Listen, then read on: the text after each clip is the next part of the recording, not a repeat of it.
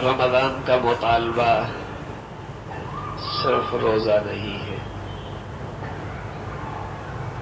صرف تلاوت نہیں ہے، صرف تراویح نہیں ہے۔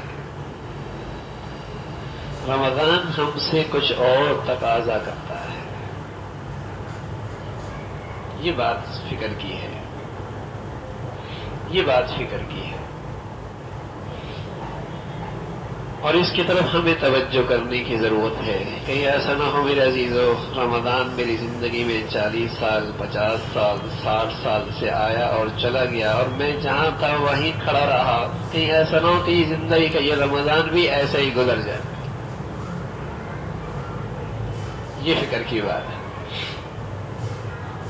کتنے ہیں جنہیں ہم پچھلے رمضان میں جانتے ہیں، آج ہم میں موجود نہیں ہیں۔ کتنے ہیں ہمارے جاننے والے، ہمارے ساتھ اٹھنے بیٹھنے والے، جو پچھلے سال ہمارے ساتھ تھے، آج دنیا میں نہیں ہے۔ کیا پتا؟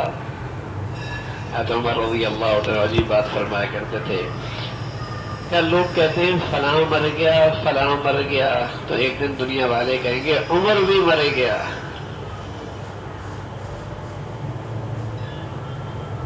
عمر بھی مر گیا رضی اللہ تعالی۔ تو ہم ہر رمضان کہتے ہیں ہاں آج وہ نہیں ہے ہمارے ساتھ، آج فلاں شخص اس رمضان میں ہمارے ساتھ نہیں ہے، تو کل کوئی ہمارے بارے میں یہی کہے گا کہ وہ ہمارے ساتھ آج نہیں ہے۔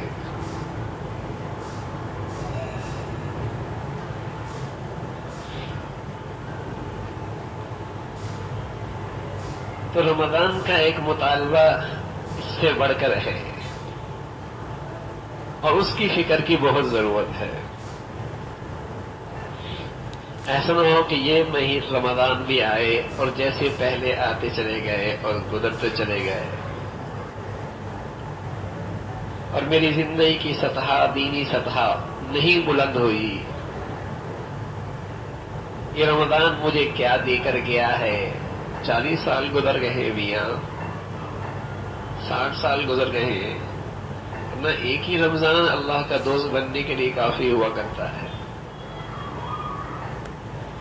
ایک ہی رمضان اتنی رحمتیں، برکتیں، نوازشات، بخششیں دے بیٹھتا ہے کہ یہ کہاں سے کہاں پہنچ سکتا ہے یہ اللہ کا بندہ۔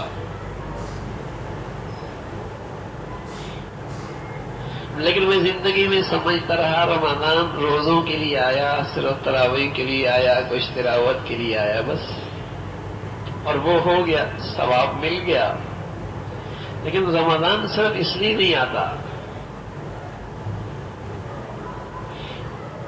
وَمَا خَلَقْتُ الْجِنَّ وَالْإِنسَ إِلَّا لِيَعْبُدُونِ، میں نے اس انسان کو اور اس جن کو اپنی عبادت کے لیے پیدا کیا۔ یہ ہے تو میری زندگی کا مقصد ہے، مشن ہے کہ میں اللہ کی عبادت کے لیے پیدا ہوا ہوں۔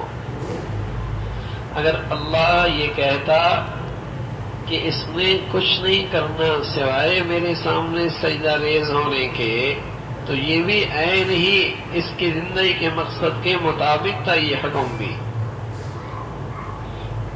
ان اللہ اشترى من المؤمنین انفسهم واموالهم بان لهم الجنہ، اور میں تم تو خریدی ہوئی ہو اور تمہارا خریدار اللہ ہے، اور تمہیں اس کے بدلے میں اللہ جنت دے گا، اس مالک کی مرضی ہے، بس تم صرف اسی کے کام میں لگے رہو۔ خریدی ہوئی ہو، بکی ہوئی ہے تم لوگ۔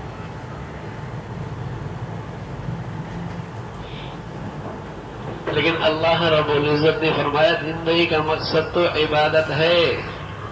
کھاؤ بھی، پیو بھی، پہنو بھی، رہو بھی، بچے بھی، بچیاں بھی، خوشیاں بھی، زراعت بھی، تجارت بھی، صنعت بھی، سب کچھ کرو،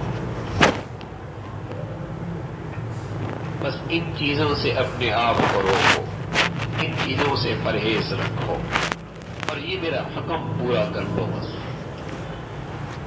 یہ اللہ نے اجازت دی۔ لیکن وہ اللہ حکیم بھی ہے، رحیم بھی ہے، رحمان بھی ہے۔ واللہ بھی یہ جانتے تھے یہ بندہ ہے، اسے اجازت تو مل گئی لیکن زندگی کے مقصد ہی فراموش کر بیٹھے گا. اسے اجازت تو مل گئی، یہ زندگی کا مقصد ہی بھول بیٹھے گا. رمضان دے دیا کہ اس رمضان میں اس کی ایسی تربیت ہو جائے کہ اپنی زندگی کے اصل مقصد کی طرف لوٹ آئے. یہ تو اس لیے آیا. جو غفلت ہو رہی ہے اور زندگی کے اندر نئے نئے منصوبے ہیں، کچھ اور مقاصد بنا رکھے، یہ میرے زندگی کا مقصد ہے، یہ میری زندگی کا مقصد ہے، یہ میری زندگی کا منصوبہ ہے، میں یہاں تک پہنچنا چاہتا ہوں، اور جس کے لیے اللہ نے اسے پیدا کیا وہ بھول بیٹھا ہے، تو اللہ تو مہربان ہے. اللہ تو مہربان ہے. وہ کہاں اپنے بندوں کو یوں ہی چھوڑتا. رمضان کا مہینہ دے دیا، اس بندے کی ایسی تربیت ہو جائے، پھر اللہ کی رحمتیں بھی، پھر اللہ کی برکتیں بھی، پھر رمضان کی خصوصیت بھی، تاکہ یہ بندے کی تربیت ہو جائے اور اپنی زندگی کے مقصد پہ آ جائے کہ میرا جینا مرنے کا مقصد اپنے اللہ کو راضی کرنا ہے. یہ روزوں سے بڑھ کر، تلاوت سے بڑھ کر، تراویحوں سے بڑھ کر اگلا قدم ہے کہ میں نے اپنی زندگی کے مقصد پہ آنا ہے.